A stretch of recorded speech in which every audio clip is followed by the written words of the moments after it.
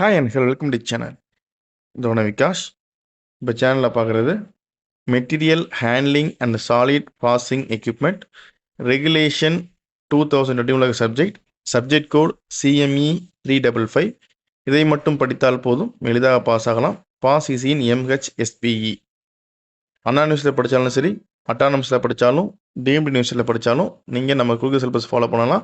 உங்கள் சிலபஸும் அண்ணா யூனிவர்சிட்டி சிலபஸும் மேட்சாக தான் பாருங்கள். மேட்ச் ஆகும் பட்சத்தில் உங்களுக்கு எல்லா டாப்பிக்கும் நீங்கள் ஃபாலோ பண்ணலாம். மேட்ச் ஆகுதுன்னா 90% ஒரு யூனிட் இல்லை ஹாஃப் யூனிட் டிஃப்ரெண்ட்டாக பரவாயில்ல. மேக்ஸிமம் உங்கள் சேமாக இருந்துச்சுன்னா நம்ம இது எல்லாத்தையும் ஃபாலோ பண்ணிக்கலாம். WhatsApp channel name pass easy, Instagram ID Vignesh டோனவிகாஸ். இந்த 2 இதுக்குள்ள லிங்க்குமே வந்து டிஸ்கிரிப்ஷனில் இருக்கும், நீங்கள் பார்த்துக்கலாம். இந்த கியூஆர் கோட் இருக்கு இல்லையா, அந்த கியூஆர் கோடை நீங்கள் ஸ்கேன் பண்ணிங்க அப்படின்னா ட்ரோனவிகாஸ் யூடியூப் சேனலோட மெம்பர்ஷிப் பேஜ் ஓப்பன் ஆகும். உங்களுக்கு விருப்பம் இருந்துச்சுன்னா நீங்கள் ஜாயின் பண்ணிக்கலாம்.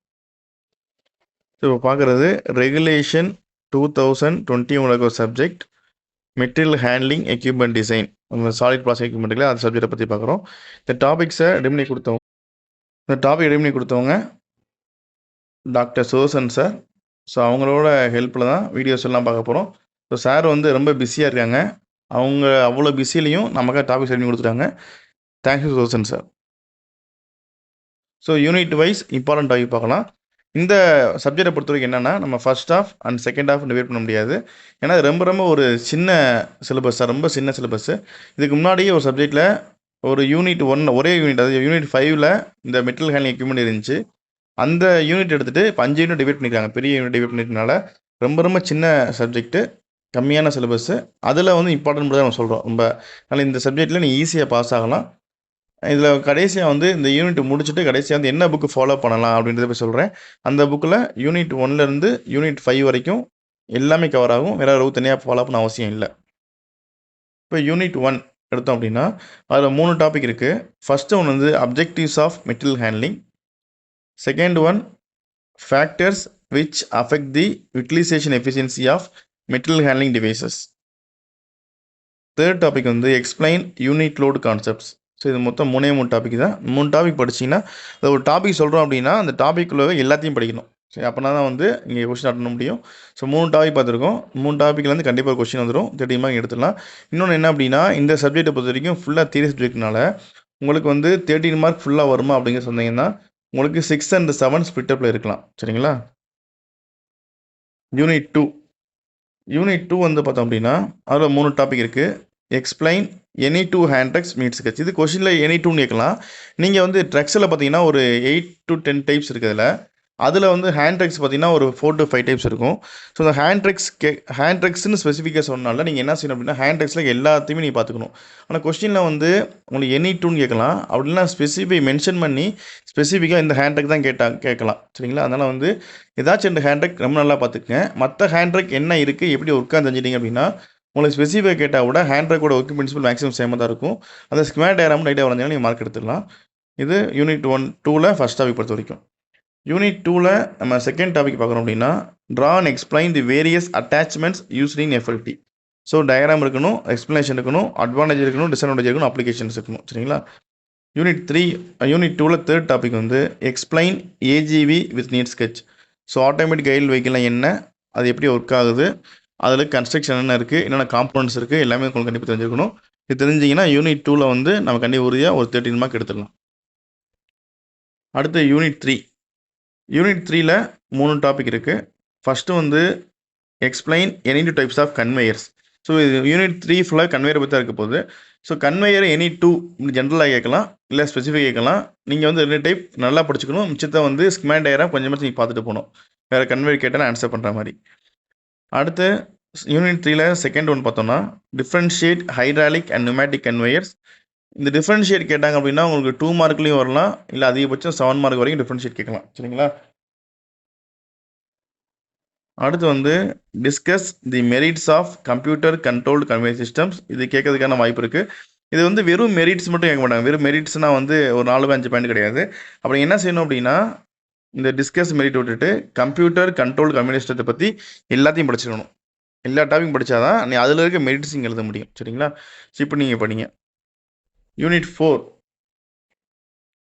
4 பார்த்தோம் அப்படின்னா explain the different types of gates. Different கேட்ஸை பற்றி இருக்கணும். அடுத்து வந்து discuss in detail the different weighing system used in material handling. Material handling என்ன வெயிங் சிஸ்டம் இருக்குது அப்படின்றத பற்றி எங்களுக்கு இருக்கணும். அடுத்து summarise any 2 types of cranes. இந்த கிரெயினில் இருக்கிற எனி 2 டைப், முன்னாடி சொன்ன மாதிரி 2 டைப்புங்கிறது ஜென்ரலாக சொல்லிக்கிறது. இங்கே கிரெயின்ஸை பற்றி ஃபுல்லாக படிச்சிருக்கணும், கொஞ்சமாச்சும் ஸ்கீமாட்டிக் டயக்ராம் எல்லாம் தெரிஞ்சுக்கணும். அதில் ஏதாச்சும் என்ன டைப் வந்து ரொம்ப நல்லா பார்த்துருக்கணும். சரிங்களா? இதான் வந்து யூனிட் 4 பொறுத்த வரைக்கும். யூனிட் 5 பார்த்தோம்னா 2 டாபிக் தான் இருக்குது. Explain the different methods of bulk storage, இது topic 1. Write about derrick in detail, derrick பற்றி தெரிஞ்சுக்கணும். இது வந்து யூனிட் 5ல் 1 to 5 வரைக்கும் இம்பார்ட்டன்ட் ஆகி பார்த்துருக்கோம். இல்லை first half and second half நம்ம எதுவும் பிரிக்கல, டாபிக்ஸே கொடுத்துருக்கோம். இதில் ஸ்பிட்டப் இருக்க வாய்ப்பு இருக்குது. அதனால் 6 and 7 கேட்பாங்க. 6 and 7 உங்களுக்கு டிவைட் பண்ணிட்டாங்க அப்படின்னா கண்டிப்பாக தியரியை பொறுத்த வரைக்கும் மார்க் குறையும். ஃபுல் மார்க் வாங்குறது ரொம்ப கஷ்டமான விஷயம். 1 மார்க் குறைச்சா கூட ஒவ்வொரு கொஸ்டின் 2 மார்க் குறைஞ்சிரும். அப்போ நீங்கள் பாஸ் ஆகணும் அப்படின்னா 2 மார்க் கம்பல்சரி எல்லாமே அட்டன் பண்ணணும். 10 2 மார்க் அட்டன் பண்ணணும். 2 மார்க் வந்து கேட்கறதுக்கு ஆன்சர் இல்லை அப்படின்னா அட்லீஸ்ட் கொஸ்டின் ரெலவெண்ட்டாக எழுதி வைக்கணும். அதுக்காச்சும் நீங்கள் படிச்சிருக்கணும். நீங்கள் கொஞ்சமாச்சும் படித்தா தான் ரெலவெண்ட்டாக இருக்கும். கொஸ்டினுக்கு ரெலவெண்ட்டாகவே இல்லை அப்படின்னா மார்க் வராது. வெறும் ஹெட்டிங் மட்டும் போட்டுட்டு எதுவுமே எழுதாட்டியும் மார்க் வராது. அதில் 2 மார்க் அட்டன் பண்ணுங்கள். கடைசியில் உங்களுக்கு காப்பாற்ற போது 2 மார்க் தான். நீங்களாம் முடிச்சுட்டு நீங்கள் கடைசியாக அந்த 35 மார்க் வாங்குறீங்க அப்படின்னா அந்த ஒரு மார்க் ஒன்று போட்டால் கூட 45 மார்க் வரும். ஸோ நீங்கள் வந்து 2 மார்க் அதிகமாக கன்சிடர் பண்ணுங்கள். கொடுக்க எல்லா டாப்பிக்கும் நீங்கள் எல்லாம் படிச்சுக்கோங்க. இது யூனிட் 1லேருந்து 5 வரைக்கும் இம்பார்ட்டன்ட் டாபிக் பார்த்துருக்கோம். இப்போ நம்ம புக்கு பார்க்கலாம். புக்கு பார்த்தோம் அப்படின்னா புக்கோட நேம் வந்து இன்ட்ரோடக்ஷன் டு மெட்டீரியல் ஹேண்ட்லிங், இதுதான் புக்கோட நேமு. இந்த புக்கோட ஆத்தர் பேர் வந்து சித்தார்த்தா ரே. புக்கோட ஆத்தர் பேர் சித்தார்த்தா ரே. இந்த புக்கோட பப்ளிகேஷன் பார்த்தோம் அப்படின்னா நியூ ஏஜ் இன்டர்நேஷ்னல் பப்ளிஷர்ஸ். இந்த நியூ ஏஜ் என்ன பப்ளிஷர் தான் கொடுக்குறாங்க. இந்த புக்கில் என்ன அட்வான்டேஜ் அப்படின்னா இந்த புக்கில் வந்து யூனிட் 1லேருந்து யூனிட் 5 வரைக்கும் எல்லாமே கவர் ஆகும். தனியாக நீங்கள் பார்க்கணும் அவசியம் இல்லை. நீங்கள் லைப்ரரியில் போய் பாருங்கள், இல்லை ஃப்ரெண்ட்ஸ் யாராச்சும் இருந்தாலும் இல்லை உங்கள் ஃபேக்கல்ட்டி இருந்தாலும் இதை வாங்கி பாருங்கள். உங்கள் கண்டென்ட் பேஜ்லேயே பார்த்தீங்கன்னா சிலபஸ் அப்படியே ஃபுல்லாக கவர் ஆகும். இங்கேயே பார்த்தீங்கன்னா ஃப்ரண்ட் பேஜில் நியூ ஏஜும் போட்டிருப்பாங்க. இது வந்து நம்ம ஒரு எடிஷனில் அந்த புக்கோட ஃப்ரண்ட் பேஜ் மட்டும் உங்களுக்கு போட்டிருக்கேன் இதுக்காக. சரிங்களா? So introduction to material handling Siddhartha Ray அப்படின்னு சொல்லியிருக்காரு. New age international publisher. வேறு புக்கெலாம் நீங்கள் பண்ணுறதா பண்ணலாம். இது சுதர்சன் சார் வந்து இந்த புக்கில் எல்லாமே கவராக சொல்கிறாங்க. அவங்களும் இதுதான் ஃபாலோ பண்ணியிருக்காங்க. ஸோ தேங்க்ஸ் சுதர்சன் சார் ஒரு டீட்டெயிலாக எல்லா டாப்பிக்கும் கொடுத்ததுக்கு. ஸோ இவ்வளோ தான் நம்ம பார்த்துருக்கோம். இந்த வீடியோ பிடிச்சா லைக் பண்ணுங்கள், உங்கள் ஃப்ரெண்ட்ஸ் ஷேர் பண்ணுங்கள், தொடர்ந்து சேனலை சப்போர்ட் பண்ணி சப்ஸ்கிரைப் பண்ணுங்கள். நன்றி.